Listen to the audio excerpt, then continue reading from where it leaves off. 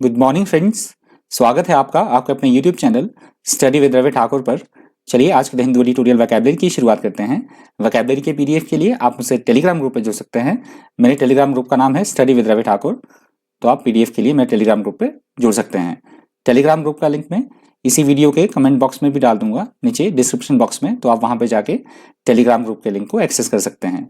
तो चलिए शुरू करते हैं आज की वोकैबुलरी। आज की वोकैबुलरी का पहला वर्ड है हुप। हुप यहाँ पे नाउन की तरह यूज हुआ है।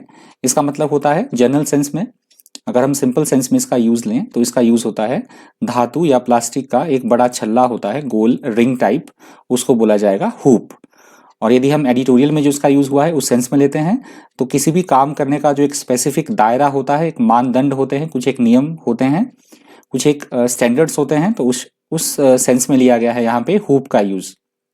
If someone makes you jump through hoops, they make you do lots of difficult or boring things in order to please them or achieve something. तो ये हुआ है कोरोना वायरस की सेंस में यूज हुआ है इसका। हुप का एक अमेरिकन कंपनी है, तो उसने कोरोना वायरस की काफ़ी 94% उसने एक्यूरेसी अचीव कर ली है उस पर एक्सपेरिमेंट करके। कोरोना वायरस की जो वैक्सीन है, तो उस सेंस में यूज हुआ है इस वर्ड का। आप एडिटोरियल में पढ़ के इसको चेक कर सकते हैं, हुप। अगला शब्द है एफिकेसी। एफिकेसी यहाँ पे नाउन की तरह यूज हुआ है।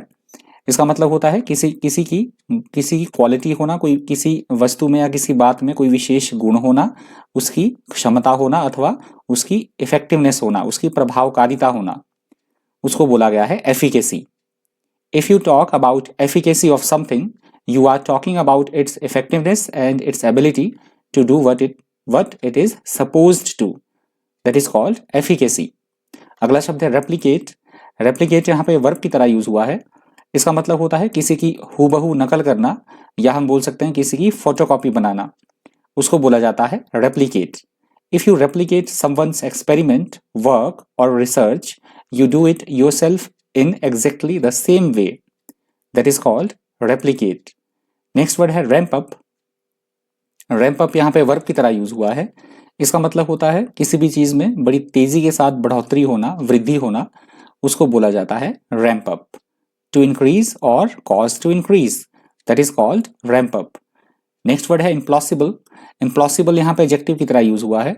इसका मतलब होता है ऐसा कोई काम या ऐसी कोई बात जो बिल्कुल असंभव सी लगे, अकल्पनीय, अविश्वसनीय लगे, संदिग्ध लगे हमें, उसको बोला जाएगा impossible. If you describe something as impossible, you believe that it is unlikely to be true.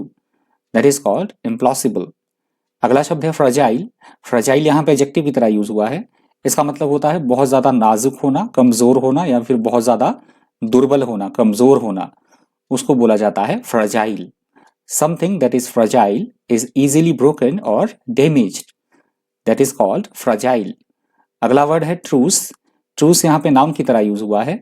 इसका मतलब होता है कुछ समय के लिए युद्ध को रोक देना या फिर युद्ध विराम की संधि होना, उसको बोला जाता है truce. A truce is an agreement between two people और groups of people to stop fighting और arguing for a short time, that is called truce. Next word है स्नैप। स्नैप यहाँ पे एडजेक्टिव की तरह यूज हुआ है। इसका मतलब होता है ऐसा कोई काम या फिर ऐसा कोई डिसीजन जो हमें एकदम से लेना पड़े, आकस्मिक हो, या फिर पहले से हमने उसके बारे में कोई भी प्लानिंग ना की हो, जो अनियोजित हो, उसको बोला जाता है स्नैप। अ स्नैप डिसीजन और action is one that is taken suddenly, often without careful thought, that is called snap. और आज की वोकैबुलरी का अंतिम शब्द है बैकलैश।